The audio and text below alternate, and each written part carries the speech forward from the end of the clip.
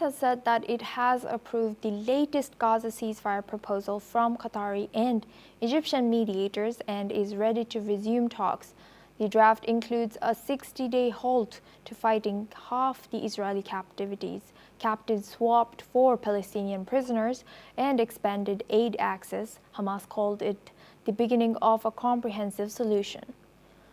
On the other hand, Prime Minister Benjamin Netanyahu has said that Hamas is under atomic pressure, while Defense Minister Katz and far-right allies rejected concessions, insisting military operations will continue. Israeli officials also admit to manpower shortages as calls for conscriptions grow.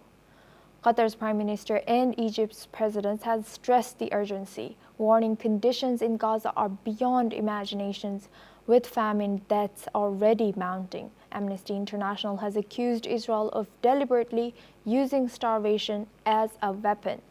Meanwhile, Israel's military chief told commanders the war is at a turning point, with the next phase of Operation Gideon's Chariots focused on intensified strikes in Gaza City. Let's listen into what Israeli Prime Minister Benjamin Netanyahu had to say. שוחחתי עם שר הביטחון והרמטכ"ל על התוכניות שלנו לגבי העיר עזה והשלמת משימותינו. ואני, כמוכם, שומע את הדיווחים בתקשורת, ומהם אתם יכולים להתרשם מדבר אחד. החמאס נמצא בלחץ אטומי. Now for this discussion, we're joined by Dr. Wael Awad. He's a Middle East affairs expert, joins us live from New Delhi. Thank you, Dr. Wael, for joining us today. Good to see you. Now, with this continued Israeli military operations and the growing humanitarian crisis in Gaza, how sustainable do you think is Israel's approach in balancing military objectives with international pressure, also domestic pressure rising for humanitarian solution?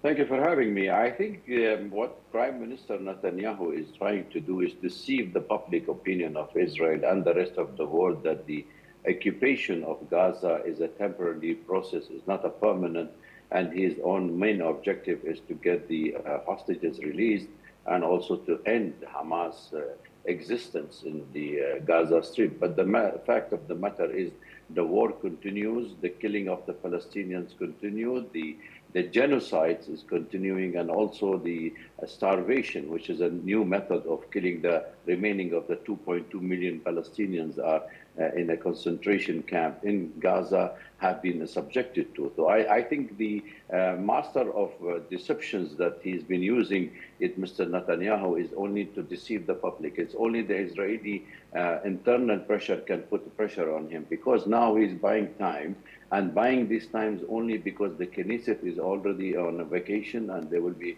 a gap. So he is trying, he knows that there is no threat to his government currently. What he is trying to achieve is military objective and complete the total annihilation of the Gaza Strip. And do you think there could still international mediation like Qatar and Egypt's effort significantly alter this trajectory of where the conflict is going towards? I think he is under tremendous pressure, as you said, and the global pressures as well. Because of that reason, he is sending his team for the negotiation and saying that there could be now, there is already agreement by Hamas for the suggestion by Egypt and Qatar, but it is yet to be approved by the Israelis. And I am sure because he's adamant about the objective of the process, so therefore he is just buying time.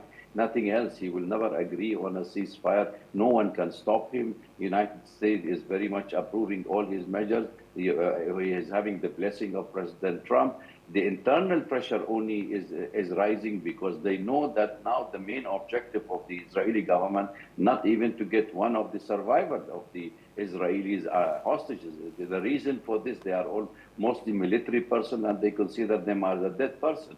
So the families of the hostages are in the street. Millions of Israelis have gone to the street against the current government policy. And if you watch the television and the media of Israel, they are openly saying it, that it is only Netanyahu who is delaying that sort of a deal with the Hamas or with the to end this war. So therefore, if your objective already clearly saying that you do not want to end this war on a temporary ceasefire. He's just even buying the time. Even if you go for a temporary ceasefire, he will resume the war. Because now Netanyahu, which has been avoiding to say to the world that his dream is to see a great Israel, and he is having this spiritual,